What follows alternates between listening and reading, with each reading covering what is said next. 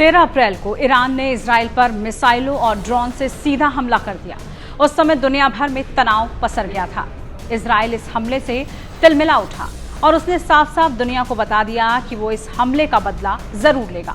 Iran और Israel के बीच जारी हमले और तनातनी के बीच चीन की कलई खुल गई है और चीन की रक्षा तकनीक भी सवालों के घेरे में आ गई है। दरअसल ईरान दशकों से अंतर्राष्ट्रीय प्रतिबंधों की भार को झेल रहा है। ऐसे में चीन ईरान को सशक्त बनाने के लिए आगे आया। वो ईरान के रक्षा संगठन को मिसाइल तकनीक साझा करता रहा और उसे सैन्य रूप से मजबूत बनाने का दावा करता रहा। चीन ने 1984 से 1985 में ईरान को मिसाइल तकनीक में बेहतर बनाने के लिए कई तरह की सुविधा मुहैया कराई। उसे तकनीक और साथ ही इससे जुड़े उपकरण भी मुहैया कराए गए। मिसाइल टेक्नोलॉजी शेयर करने के साथ साथ इसके निर्माण और परीक्षण के लिए उन चीजों का भी इस्तेमाल करने लगा जिसकी जरूरत ईरान के रक्षा संगठन को थी, जैसे जायरोस्कोप, एक्सक्लेरोमीटर और परीक्षण उपकरण। इसके जरिए ईरान ने अपनी मिसाइल क्षमता को बढ़ाने के साथ ही स्वदेशी उत्पादन क्षमता को भी बढ़ावा दिया। एस्फहान ईरान का वो शहर है जहां हाल ही में इजराइल के पलटवार की खबर आई थी।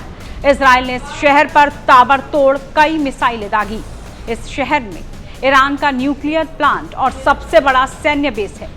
यही ईरान की सबसे बड़ी मिसाइल फैक्ट्री भी है जो चीन की सहायता से बनाई गई थी।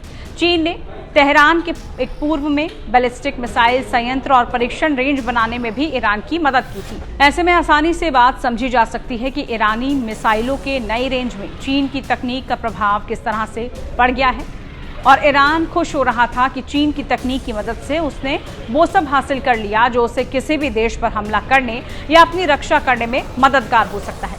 लेकिन जब ईरान ने इजराइल पर हमला किया तो चीन की सारी कलाई खुल गई है।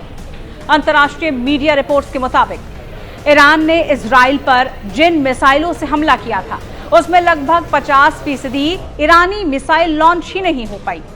जो हुई वो अपने लक्ष्य तक पहुंचने में विफल रही, यानी कामयाब नहीं हो पाई। ऐसे में ईरान हैरान रह गया कि चीन की जिस तकनीक की मदद लेकर वो मिसाइलें तैयार करता रहा वो तो वक्त पर धोखा दे रही हैं। एक रिपोर्ट के मुताबिक ईरान ने इजराइल के खिलाफ 170 ड्रोनों से 13 अप्रैल को हमला बोला था, लेकिन इजराइल ने सभी को हवा में ही रोक दिया। इन 120 में से 108 बैलिस्टिक मिसाइल थी जिसे इजराइल ने बेनतीजा करार दे दिया।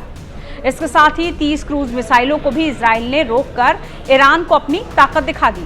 वहीं एक रिपोर्ट में यह भी कहा गया है कि वैसे पिछले कुछ सालों में ईरान ने चीन से हथियार खरीदना कम कर दिया था। इसकी सबसे बड़ी वजह चीनी हथियारों की गुणवत्ता में कमी है। बताया जा रहा है कि सिर्फ ईरान ही नहीं बल्कि चीनी सैन्य उपकरणों को लेकर पाकिस्तान, नाइजीरिया, म्यांमार और थाईलैंड जैसे कई और देशों के अनुभव भी अच्छे नहीं रहे हैं। ऐसे में अब ये देश भी अपनी सैन्य जरूरतों के लिए चीन पर निर्भरता कम कर रहे हैं। चीन की तकनीक पर भरोसा जताकर ईरान इजराइल से टकराने चला था, लेकिन ईरान की जिस तरह से भगपिटी है वो उन देशों के लिए भी चेतावनी है जो चीन की तकनीक और चीनी रक्षा आयात पर भरोसा करते हैं। अब दुनिया को पता चल गया है कि चीन की रक्षा तकनीक कितनी फिसड्डी है। आपको ये वीडियो कैसी लगी जरूर बताइए। साथ ही इस तरह की तमाम वीडियोस के लिए आप देखते रहिए टाइम्स नाउ भारत डिजिटल। नमस्कार।